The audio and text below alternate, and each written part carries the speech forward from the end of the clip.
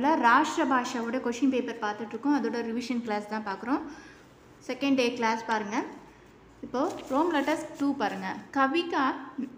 कवि का नाम बताइए. ये किसी एक कविता का सारांश எழுதுக சொல்லியிருக்காங்க. கவிதா का सारांश ऐसे எழுத சொல்கிறாங்க. எனி 3 மட்டும் நீங்கள் படிச்சுக்கோங்க. இந்த சொல்கிற இந்த 3 மட்டும் படிச்சுக்கோங்க. எனி 1 கண்டிப்பாக வந்துடும். சாகு, சுக்கு துக்கு, சுபகாம்னா இந்த 3 மட்டும் கண்டிப்பாக படிச்சுக்கோங்க. படிச்சிட்டிங்க அப்படின்னா உங்களுக்கு 10 மார்க்ஸில் வாங்கிடலாம். 3 கண்டிப்பாக நீங்கள் படிக்கணும். அடுத்தது தேர்ட் ரோம் லெட்டர் தோஹேலியா. தோஹேல இம்பார்ட்டண்டானது இதை மட்டும் நோட் பண்ணி வச்சுக்கோங்க. இந்த 4 ப்ளஸ் வந்து இந்த 3 பாருங்கள். ருக்கி சுக்கி, தேரே தீரே, கயிறு, ரஹிமன், பாஞ்சு பஹரு, ரஹிமன் தேக்கி, கயிறு கூன். இது ஆல்ரெடி வந்துருச்சு, இதை விட்டுருங்க. ஆல்ரெடி வந்திருந்தால் விட்டுருங்க, வராததை மட்டும் படிங்க. ஸோ இப்போ இந்த 4 இது 2 6 மட்டும் தான் உங்களுக்கு இப்போது படிக்கிற மாதிரி இருக்கும். இந்த 6 மட்டும் என்ன பண்ணுங்கள், படிச்சுக்கோங்க. இந்த 6 மட்டும் படிச்சிட்டிங்கன்னா நீங்கள் 2 எழுதிடலாம். இம்பார்ட்டன்ட் தான் இது. அடுத்தது தீன் வாக்கியம் பாவார்த்தை எது சொல்கிறாங்க இல்லையா, தோஹேல பாவார்த்தை எழுதணும். இந்த 6 பாருங்கள், இது இம்பார்ட்டண்டான இதை மட்டும் நோட் பண்ணி வச்சுக்கோங்க. பாருங்கள், மோட்டி, ரஹிமன், நயனதா, வித்யா, பர்மன்.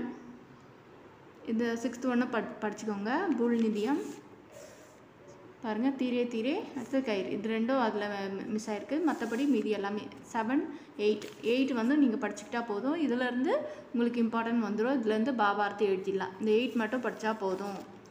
சரிங்களா? இப்போ பேப்பர் 2 பார்க்கலாம்.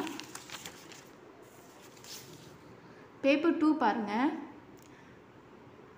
வியக்திகா ஜீவனி எழுத சொல்கிறாங்க. ஜீவனிலேருந்து ஜீவனி பாருங்கள். இந்த இம்பார்ட்டண்டான 3 மட்டும் படிச்சுக்கோங்க. என்னது, நேதாஜி சுபாஷ் சந்திர போஸ், ஈஸ்வர் சந்திர வித்யாசாகர், பண்டித் மதன் மோகன் மாளவியா இருக்காங்க இல்லையா. ஸோ மதன் மோகன் மாளவியா, ஈஸ்வர் சந்திர, நேதாஜி சுபாஷ் சந்திர போஸ் இந்த 3 மட்டும் படிச்சுக்கோங்க. ஜீவனியில் எனி 1 கண்டிப்பாக வந்துடும். எனி 1 நீங்கள் எழுதிடுவீங்க. அடுத்தது ஏக் விஷய பர் நிபந்து எழுத சொல்கிறாங்க. சரியா, எஸ்ஸே எழுதணும் இல்லையா, நிபந்து கட்டுரை. ஸ்திரீ சிக்ஷா, சிக்ஷா கா மத்தியம், समय का சத்யோக், சத்பயோக்.